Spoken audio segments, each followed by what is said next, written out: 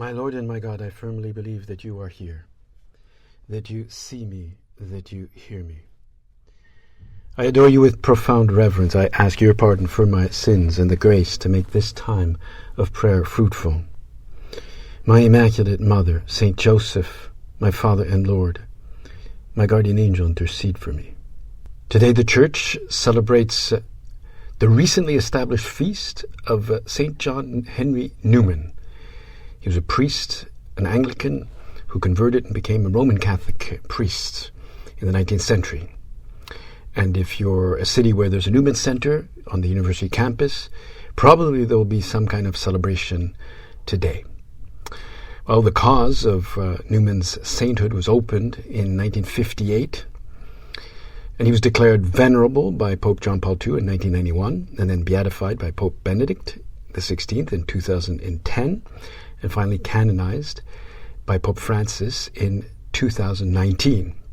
But even Pope Leo XIV has contributed, because he now just recently declared John Henry Newman as the 38th Doctor of the Church. And some witnesses say that Pope Emeritus, Pope Benedict, a few weeks before his death, learned about this proposal to make John Henry Newman a Doctor of the Church.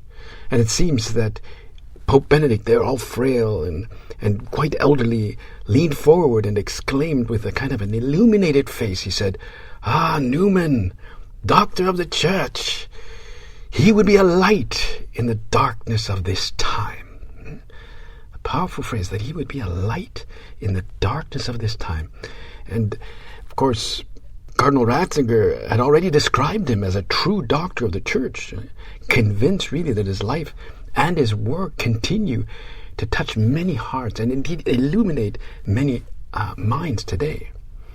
So that is really an exceptional recognition that marks Newman as a teacher, really whose voice belonged to his time, but kind of continues to speak with a lot of authority in our own time and to the universal Church. And I think he can speak to us today in this rather troubled and confusing time of history that we're in now. He's not the only light, but he certainly can provide us with a certain, I would say, an emotional stability, to discover what our role really is now. So perhaps today, given it's this feast, what can we take out of this feast today? Well, first, he was a man of exceptional intellect. He was very learned and really capable of reading and understanding wide swaths of the writings of the Fathers of the Church. And Newman was able to reflect on the Church's doctrine. He was able to articulate it in ways that really still affect us today. So he read a lot, and he was very smart, very highly cultured. And we can see this you just see it by the elegant photos of that calm gaze of his as a young man. And later, when he's older, very venerable, with still this glow of wisdom in those photos, where one can sense, I can trust the judgment of this guy. But for us, I don't know, this may be very intimidating for us. That, maybe we can't read that much, we try, but, we're not like Cardinal Newman in that sense. But yes, his sanctity is not just the result of his smarts. I read recently a wonderful passage from Pope Francis in his encyclical on the Sacred Heart, where he wrote there about Newman. He said, his deepest encounter with himself and with the Lord came not from his reading or reflection, but from his prayerful dialogue, heart to heart, with Christ, alive and present. It was in the Eucharist, Pope Francis says, that Newman encountered the living heart of Jesus, capable of setting us free, giving meaning to each moment of our lives, and bestowing true peace. It's a wonderful description, really, of what Cardinal Newman could do. Okay, so good. I don't necessarily have to know Greek. I don't necessarily have to know Latin or Hebrew or something and write volumes about the early Church.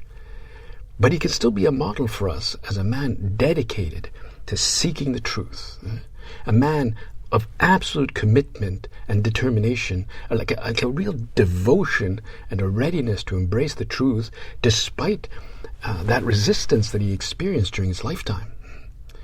But this was totally compatible, this searching for the truth, with humility, with docility, and he knew that he did not always know everything, and he was really docile to admit that, or humble to admit that. You probably know he was born in London, and he was first ordained as an Anglican priest and became a leading voice, as they said, in the Oxford movement there, which sought really to recover the Catholic roots of the Church of England. And though one pictures him there reading and researching quite diligently, there in the halls, the hallowed halls of Oxford, his life was still pretty tumultuous. He wasn't just quietly reading all the whole time.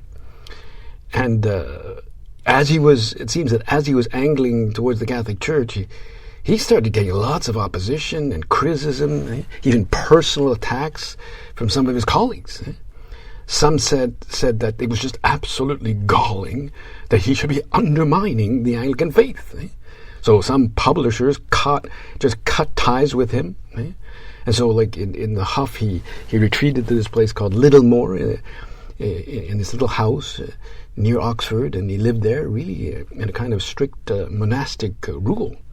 But still, like, some Anglican critics just went after him, described him right from the pulpit. They would describe him, that they would say that he was misleading the faithful and dangerous to the faith.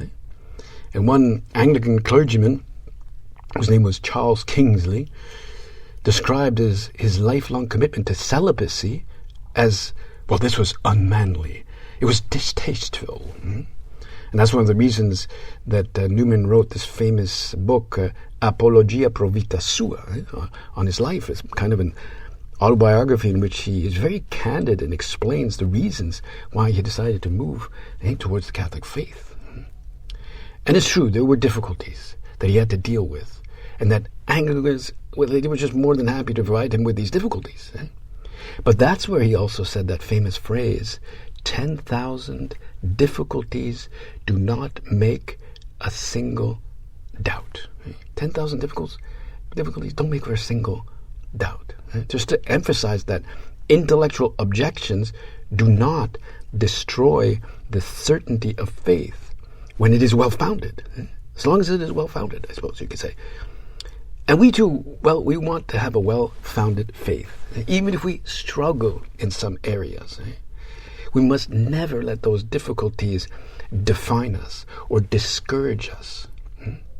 Newman acknowledged, there are sometimes I just don't quite understand this or that other teaching.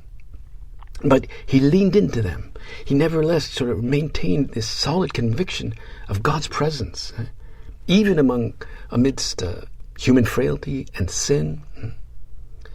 So when he does become Catholic, all his Anglican friends took off. He was kind of like faced with this isolation, and he ended up, losing this prestigious academic position at Oxford.